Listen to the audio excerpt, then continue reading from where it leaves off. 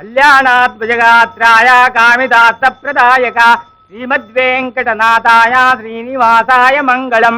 మంగళం కౌసలేంద్రాయ మహనీయ గుణాత్మనే చక్రవర్తి తనూజాయ సార్వభౌమాయ మంగళం. ఏడుకొండలవాడ వెంకటరమణ గోవింద గోవింద. ఏడుకొండలవాడ వెంకటరమణ గోవింద గోవింద. ఏడుకొండలవాడ వెంకటరమణ గోవింద గోవింద. ఇవన్నీ సత్యకాలం నాటి కథలే ముసలయ్యా. ఈ రోజులో ఓడుంటాడంట. లేకే ఇక్కడే ఈ కోటలోనే మన ముందు కాలం నాడు జరిగిన కథ చెప్తా వినండి. ఏం కథ పెద్దయ్యా? గులేబకావళి కథ నాయన.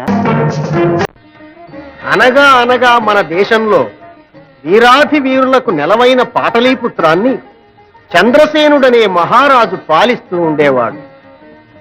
వలచి వరించిన చిన్న భార్య రూపవతి క్రీగంటి చూపుల కైపులో విలాసంగా కాలక్షేపం చేసేవాడు. వారికి 3 బిడ్డలు కలిగారు. అక్కగారి వలపు పంజరంలో చిలుకైన రాజును పక్కకు నెట్టి అధికారం చేజిక్కించుకోవాలనే దురాశతో రూపవతి తమ్ముడు వక్రకేతు ఉచ్చులు పన్నుతూ నేనల్లుళ్లను వట్టి కొరగాని వాళ్లుగా తయారు చేస్తున్నాడు. సంతానానికి నోచుకోని పట్టపురాణి గుణవతి కరుణించి కడుపు పండించమని అహర్నిశలు జగదంబను ప్రార్థించేది. మొరాలకించిన పార్వతీదేవి కనికరించమని పరమేశ్వరుడికి విన్నవించింది. భక్తవశంకరుడైన శంకరుడు చిరునవ్వుతో ఆమోదించి అంతర్హితుడయ్యాడు. భిక్షుక వేషంలో రాణి ముందు సాక్షాత్కరించి సంతాన ప్రాప్తికి ఒక దివ్య ఫలం ప్రసాదించి అదృష్టుడైనాడు. రాణి విస్తుపోయింది. వంశోద్ధారకుడైన పుత్రుడవుతాడని అంబ ఆశీర్వదించింది. మహారాజు ఈ చల్లని వార్త విని సంతోషించాడు. పట్టపు రాణి వద్దకు వచ్చి ఆమెను అభినందించాడు. కాని చిన్నరాణి సింహాసనం తన బిడ్డలకు దక్కకుండా పోతుందని ఈర్ష్యతో కుమిలిపోయింది. అంతవరకు రాణి అన్నిటికీ నేనున్నానుగా అని అక్కను శాంతపరిచాడు వక్రకేతు. పట్టపు రాణి ఒక శుభముహూర్తాన సులక్షణుడైన పుత్రుణ్ణి కన్నది.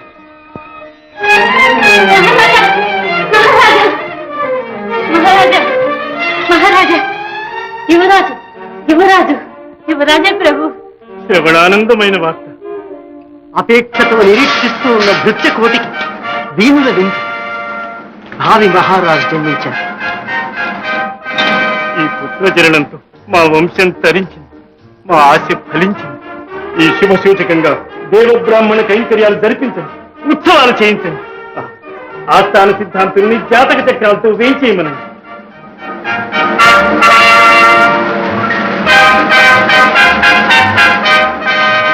కబురు వింటేనే కంటెదుట ఉన్న మేం కనిపించటం లేదు.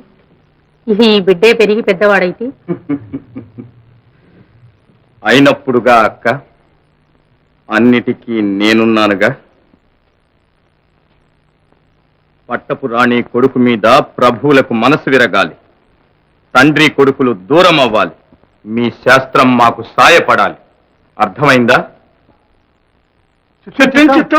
ఈ చిత్తాలు చిత్తగింపులు చెప్పినంత వరకే. అంతా సానుకూల పరిస్థితి. ఇంతకు మరింత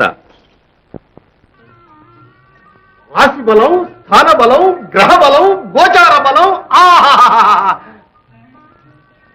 అఖండం, అమోహం, అసమాన సౌందర్యం, అపూర్వ జాతకం, మీ పుణ్యాల ఫలం, మహారాణి వారి పూజా ఫలం, కలిసి వచ్చే బిడ్డ, కరువు తీర్చే బిడ్డ, సాహస విక్రమార్కుడు, సకల కళాకోవిదుడు, రూపరేఖాచిత రచీనాథుడు, పితృవాక్య పాలన రామభద్రుడు.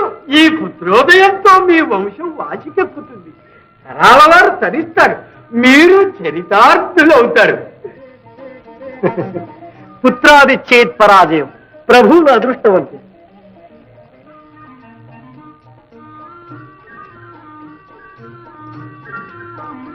కానీ కానీ అనుమానిస్తారే? విశేషాలు వీణుల విందుగా వినిపించండి. విశదంగా మనవి చేసి విరివిగా బహుమతులు అందుకోండి. తాత, తరువాత ఈ జాతకుని పితృస్థానాత్తు ద్వితీయాధిపతి వ్యయమందుండి నేత్రకారకుడైన శుక్రుడు పాపర్గళంలో శక్తిహీనుడై ఉండుట వల్ల పుత్రవీక్షణమైన క్షణం తండ్రికి నేత్ర నష్టం. నేత్ర నష్టమా? ఇంతటి మహర్జాతకునకు ఈ కళంకమా? జోస్యులు, ఈ అవయోగానికి నివృత్తి ఉందేమో చూడండి. దాతలు మన్నించాలి. శాస్త్రానికి తిరుగులేదు. చేతి గీత నొసటి వ్రాత ఎవ్వరూ మార్చలేరు. మానవ మాతృలం మేమెంత. మాట పొల్లైతే మా తలలు తీయించండి. అనుమానం అయితే జాతక చక్రం తిలకించండి. చూస్తే మాకేం చుట్టుకుంటుందో మీరే చుట్టబెట్టుకుపోండి.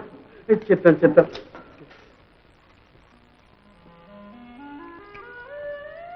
నేత్ర నష్టం. ప్రభు, ఉదార స్వభావులైన మీకు, ఉత్తమ ఇల్లాలైన దేవివారికి వంశోద్ధారకుడైన పుత్రుడే కాని పితృగండకారకుడైన కులక్షయుడు జన్మించాడంటే నేను నమ్మను. ఈ గణితం అనుమానాస్పదంగా ఉంది. ప్రభువుల మీద భక్తి కొద్దీ అమాత్యశేఖరుడు అనుమానిస్తున్నారే గాని గండ పెండేరాలు వేయించుకున్న ఆస్థాన జోస్యుల గణితం ఎలా తప్పుతుంది? అవునా కాదా అన్న అనుమానాలు అప్రస్తుతం, అసందర్భం. మహారాజా వారి హితమే మనం చూడవలసింది. పితృగండంలో పుట్టిన బిడ్డను పురిటిలోనే అంతమొందించడం. వక్రకేతు, ఈ వయసుడిగిన జీవితం కోసం పసికందు ప్రాణాలు తీయడమా? శిశుహత్య మహాపాపం మహారాజా. ఈ ధర్మపన్నాలు మాకు తెలుసు. తనకు మించిన త్యాగం, శక్తికి మించిన దానం లేదు. ప్రభువులు సలక్షణంగా ఉండాలే కాని బిడ్డలకేం కొదువ?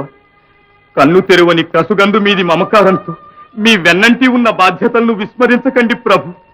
మీ చల్లని చూపులోని మా మేలు, మంచి, క్షేమం సర్వస్వం ఉంచుకొని బ్రతుకుతున్నాం. ఇక ఆ చూపే కరువైన నాడు మాకు మనుగడే లేదు, ప్రజలకు క్షేమమే లేదు, రాజ్యానికి రక్షణే లేదు, మా మేనల్లుళ్లకు మేలే లేదు, మా అక్కగారికి ఇక లోకమే లేదు. ఏమున్నా లేకపోయినా మంత్రి గారి మాటే సబబు. శివాజ్ఞగా మాకు దృష్టిపోయే యోగమే ఉంటే ఈ శిశు హత్యా పాతకం కూడా దేనికి? స్వామి, చిన్న భార్యను చేసి ఇప్పటికే చిన్న చూపు చూస్తున్నారు. ఇక ఈ చూపు కూడా నాకు దూరం చేస్తారా? నా కడుపు పంట చూచి ఓర్వలేని వాళ్ళ రంపపు కోతకు నోరు లేని నా బిడ్డల్ని బలి చేస్తారా? రూపవతి, మీరు అంధులైన తర్వాత ఇక ఈ రూపం మాత్రం ఉండేందుకు?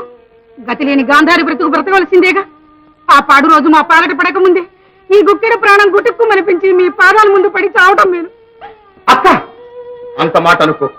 నువ్వింత చేసిన నీ తమ్ముణ్ణి ఇంకా బ్రతికే ఉన్నారు. మహారాజా, మీ శ్రేయస్సు కోరి ఇంద్రం వేడుకుంటున్నా.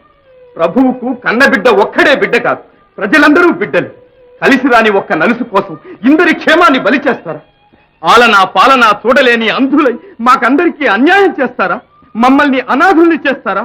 లేక పురిటిలోని పుత్రుడు పుట్టనే లేదని మమ్మల్ని కాపాడుతారా? వక్రకేతు, ప్రాణం మీద ప్రీతితో కన్నబిడ్డను కడతీర్చే కసాయిని కాదని. కడతీర్చమనడానికి అంత కఠినులమా ప్రభు? కంటికి దూరం చేసినా చాలు. మీరు చల్లగా ఉండడమే మా కోరిక. కాదనకండి ప్రభు. ఎవరెక్కడ?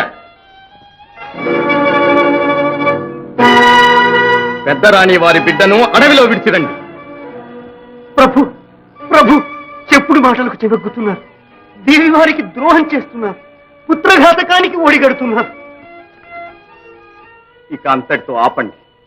మంత్రుల ఆలోచన మంత్రాంగం వరకు. ఇది అంతఃపుర సమస్య, ఆంతరంగిక విషయం. జోక్యం కలిగించుకోవడం కానీ, మించి వ్యవహరించడం కానీ మీకు మంచిది కాదు. చూస్తారే, వెళ్ళండి.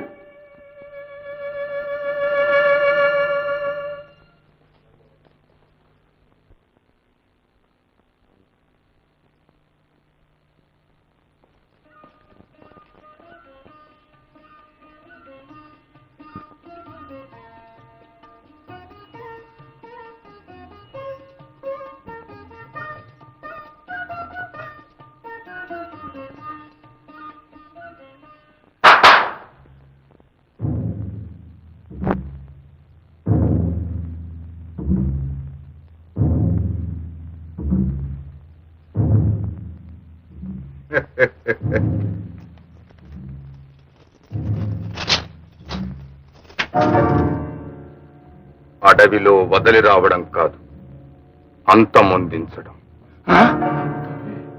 అంతే. అవకాశం తెలివిగా ఉపయోగించుకోండి. అలికిడి కాకుండా పని ముగించండి. వెళ్ళండి.